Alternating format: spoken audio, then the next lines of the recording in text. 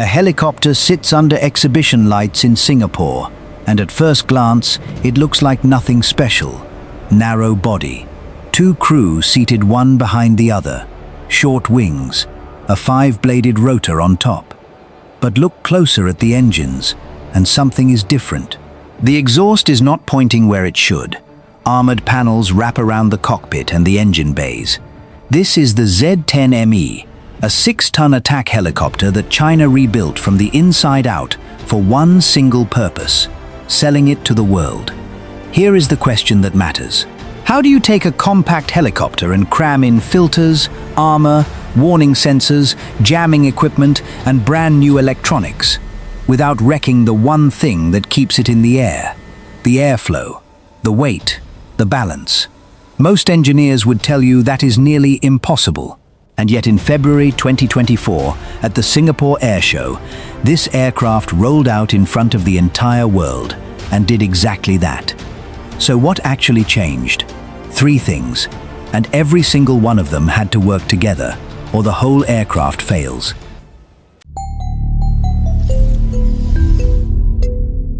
First, the airframe itself had to stay narrow while carrying more weight than it was ever designed to carry. Second, the engines and the transmission had to keep driving one main rotor and one tail rotor while brand new protective systems closed in around them. And third, every sensor, every countermeasure, every piece of defensive electronics had to work as one calibrated machine before a single customer would sign off on it. Get any one of those wrong, and you do not have an export helicopter. You have an expensive mistake. Let's start with the airframe, because this is where the real fight happens. Nobody outside the factory has seen exactly how China builds this thing section by section. But the final shape tells you everything about the problem they were solving. The fuselage is narrow, the cockpit is stepped, one crew member sitting above and behind the other. That shrinks the target area, but it also shrinks the space inside for wiring, displays, fuel protection, and every new system engineers want to add. That tension runs through the entire aircraft. Production starts with raw sections, not a recognizable helicopter. The cockpit structure, the central fuselage, the tail boom, each one built and inspected separately, then locked into fixtures where nothing is final yet. No rotor, no sensors, no markings. Just open interfaces, waiting for everything that comes next. Then comes the moment that decides whether the rest of the build even works. The cockpit, the fuselage, and the tail boom have to line up along one single axis. Get that wrong by even a small margin, and every panel that follows fits badly. Every drive shaft runs out of alignment, and every component installed afterward inherits the mistake. Add the stub wings and landing gear, and it finally resembles a Z-10. But looking like a helicopter and being one are 2 different things. The hardest engineering is still ahead. Now for the part that actually makes it fly. A helicopter does not send raw engine power straight to the blades. It has to pass through a transmission that slows it down, blends 2 engines into one output, and splits that power between the main rotor and the tail rotor. This is where the entire build gets unforgiving. Engines, gearbox, rotor mast, tail drive, all of it has to sit in exact fixed positions. Shafts cannot drift. Gearbox connections cannot loosen under vibration. And the 5-bladed rotor hub sitting at the center of it all becomes the mechanical heart of the whole aircraft, carrying loads that change constantly as it spins. Before it spins for real, technicians check every connection and every clearance. Because once the blades start tracking and balancing, any hidden mistake shows up as a vibration that will not go away. From a distance, at this point, the Z-10ME looks finished. Up close, the engine bay and the transmission access panels are still wide open, because the systems that make this an export helicopter have not gone in yet. Here is where it gets interesting. The intakes on this aircraft are some of the most obvious changes you can see, and they solve 2 opposite problems at once. In a dusty, sandy operating environment, an engine that breathes contaminated air erodes from the inside out, so the intake filters the air. But every filter creates resistance, and an engine starved of airflow is an engine that fails. Get the filter wrong in either direction, too tight or too loose, and you either choke the engine or you let the sand back in. The exhaust is the mirror image of that problem. Hot gas has to leave the aircraft, but where it goes and how hot it stays determines how visible this helicopter is to a heat-seeking missile. So engineers turned the exhaust upward instead of out to the side, forcing a new approach to shielding and cooling around the engine bay. One system controls what goes into the aircraft. The other controls what leaves it as heat.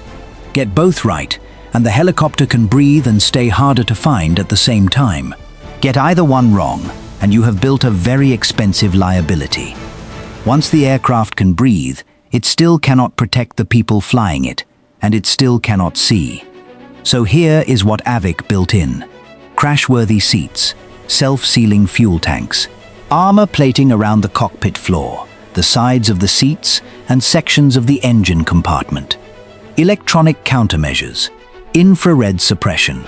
Each one of those solves a real threat, but stack them all onto one narrow airframe, and you create a completely different problem: weight distribution. Armor near the cockpit pulls weight forward. Protection around the engines pulls it up and back. Fuel protection eats into internal volume that was already tight. So the engineers could not armor everything. They had to choose. Crew, fuel, power plant. The three things that decide whether this helicopter comes home. Everything else stayed exposed, because covering it all would have grounded the aircraft before it ever left the factory. Now give it eyes. The Z-10ME is built for day and night operation, with an electro-optical turret mounted on the nose, and on the aircraft shown in Singapore, a radar mounted above the rotor mast. What that radar can actually see is not public information, so nobody outside the program can say for certain. But here is what has to be true regardless. Every sensor on this aircraft has to be mounted securely, powered, wired into the aircraft's electronics, and synced perfectly with what the crew sees on their displays. The nose turret has to move freely. The warning sensors have to cover their sectors without being blocked by armor or antennas. And inside that narrow, stepped cockpit, two crew members sitting under constant vibration and shifting light have to receive all of that information instantly and correctly.